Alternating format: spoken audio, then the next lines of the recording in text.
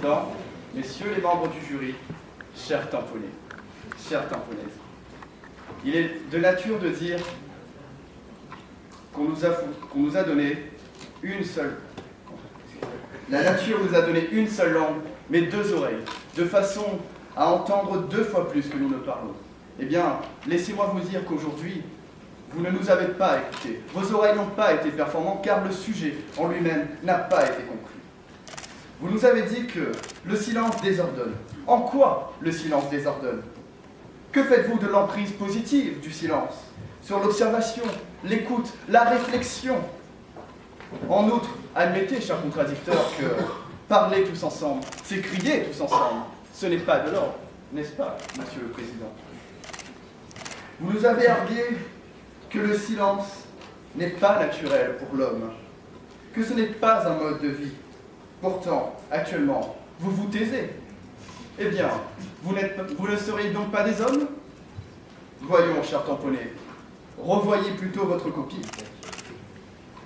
Vous affirmez également que dans le silence de la loi, il peut avoir une insécurité juridique, que le juge se tait. Mes chers contradicteurs, que faites-vous de la théorie de l'interprétation de l'article 4 du Code civil? Le juge doit quand même interpréter. Eh oui, ouvrez donc les yeux. Nous ne sommes plus dans un conte de fées, pardi. La loi ne peut pas tout prévoir, le droit n'est pas une mécanique. Admettez, chers contradicteurs, que certains silences paraissent parfois inévitables, mais de toute manière, les juges vont interpréter les situations factuelles à travers ce silence. Vous avez aujourd'hui confondu silence et absence. Vous affirmez également que la censure, donc le silence, peut créer du désordre. Mais qui êtes-vous pour juger? On n'est pas là pour juger certains ordres, non. Vous vous êtes trompé de concours, sans doute. D'autant que la définition même de la censure n'a pas été comprise, n'a pas été étudiée.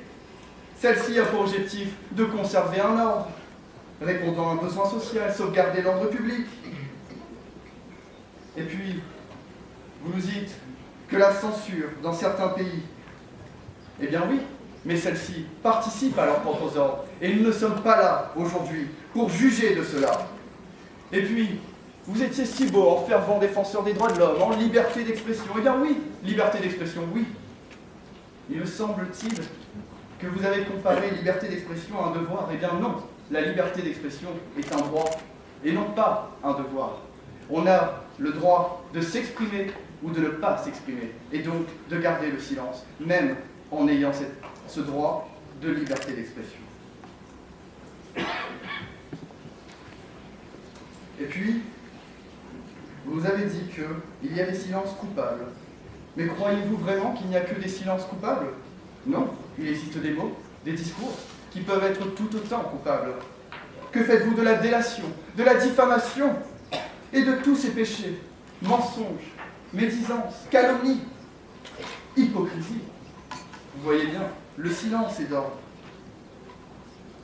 Enfin, laissez-moi vous dire qu'en ce jour du 6 mai, du 6 juin, nous dire que le silence n'a pas de sens, alors même que des minutes de silence ont été observées un peu partout aujourd'hui dans notre pays, à la mémoire de nos héros de guerre, c'est manquer de respect à ces derniers et à notre nation tout entière. Car oui, aujourd'hui, le silence est d'ordre. Je ne m'attarderai pas davantage, car voyez-vous, le silence me rappelle à l'ordre, car notre temps est limité. Le silence est d'ordre. Et laissez-moi vous dire, parlez si vous avez des mots plus forts que le silence, ou taisez-vous.